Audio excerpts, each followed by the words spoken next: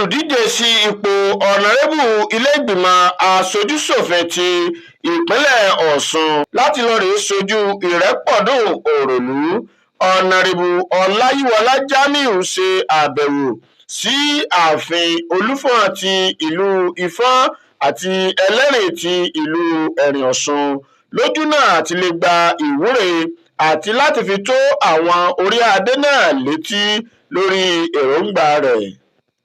Òwúrọ̀ ọjọ́rú ọjọ́ kẹjọ oṣù kẹwàá ọdún 2025 ni olùdíje náà ṣe àbẹ̀wò sí àwọn orí adé náà lẹ́yìn tí ó ti fi èrò rẹ̀ hàn nínú ẹgbẹ́ òṣèlú ọ̀hún. ọ̀nàrẹ́bù Ọláyíwọlá Jamiu wọ ààfin Àrẹ̀mọ Ọbàtálá pẹ̀lú àwọn ẹbí rẹ̀ tí olóyè Maruf Ifásakin Arẹ́ńjà ti ìlú Ifọ̀n kó sòdí lẹ́yìn tí wọ́n dúpẹ́ lọ́wọ́ kábíyèsí aláyélúwà ti ìlú Ifọ̀n ọba Peter Olúwọlé Ìlúfẹ́milóyè Akínyóyè kẹta. Látàrí bí wọ́n ṣe gbà wọ́n lálejò ni wọ́n sọ èrò wọn tí aláyélúwà sì gbà wọ́n ní ìyànjú kí wọ́n má káàárẹ̀ ọkàn kí wọ́n sì má gbàgbé agbègbè tí wọ́n lọ ṣojú dórí àwọn orí adé ọrùn ìlẹ̀kẹ̀ agbègbè náà. Báyìí ni Olúfọ̀n súre fún wọn. Ọláyíwọlá èyí tó fẹ́hùn orí rẹ̀ ó rọ̀, ṣẹ̀dá rẹ̀ ó rọ̀. Bákan náà ni ọ̀rọ̀ rí ní ìlú Ẹ̀rìn-Ọ̀ṣun. Inú kábíyèsí Ẹlẹ́rìn náà dùn tí ọba Yusuf Ọmọlóye Ọ̀yágbọ̀dún sì pe ọ̀kan lára àwọn àgbà láàfin láti súre fún ọ̀nàrẹ́bù náà. Ọ̀nà yín ó là. Àmín. Ọlọ́run sì gbé yín débẹ̀. Gbogbo bí tẹ bá sí bó ṣe wù kó rí Ọlọ́run gbé yín débẹ̀. Nígbà tí ọ̀nàrẹ́bù Ọláyíwọlá Jamiu ń bá aṣojú iléeṣẹ́ wa sọ̀rọ̀, wọ́n ní láti ọjọ́ pípẹ́ ni àwọn ti wà nínú ẹgbẹ́ òṣèlú PDP, ẹgbẹ́ alábùradà tí àwọn ò sì fi ìgbà kankan yẹsẹ̀ rí.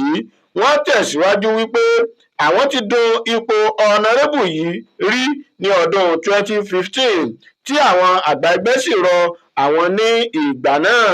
Wọ́n wá rọ àwọn àgbà ẹgbẹ́ òṣèlú PDP kí wọ́n gba ọ̀rọ̀ àwọn rò ní sáà yìí. ọ̀nàrẹ́bù Ọláyíwọlá ṣe ìlérí wípé tí wọ́n bá mú àwọn kò ní já wọn ní tànmọ́. Wọ́n sì béèrè fún ìfọwọ́sowọ́pọ̀ gbogbo ọmọ bíbí ìlú Ifọ̀n, Ìlobù àti Ẹ̀rìn-Ọ̀ṣun. Ọrùn lẹ̀kẹ̀ wa nílùú wa yìí ló yẹ kí wọ́n pálásì Olúfọ̀n ní ìlú lónìí láti wá pledge support wọn fún mi lọ́dọ̀ Olúfọ̀n tí àìtì lọ sí pálásì Olúfọ̀n tí ọba yìí ti ṣe àdúrà ní ẹ̀kúnrẹ́rẹ́ fún wa láti gbéra pátá lọ sí pálásì bàbá wa Ẹlẹ́rìn náà Ẹ̀rìn-Ọ̀ṣun tí àwọn náà ti ṣe àdúrà tẹ́sí pledge support wọn tẹ́sí pledge fún wa kí Ọlọ́run lọ́jọ́ òní gbogbo tá a fẹ́ ṣe Ọlọ́run jù sí ṣe o láti mú mo sì ń fi àsìkò dá lójú pé tí wọ́n bá lọ mú èmi Jamiu Ọláyíwọlá gẹ́gẹ́ bí honourable House of Assembly fún Ìrẹ́pọ̀dùn Òròlú pẹ̀lú ògo Ọlọ́run wọn ò ní kábàámọ̀ wọn ò sì ní regret pé tó àwọn ti mú mi láti wá ṣe honourable nínú ìlú.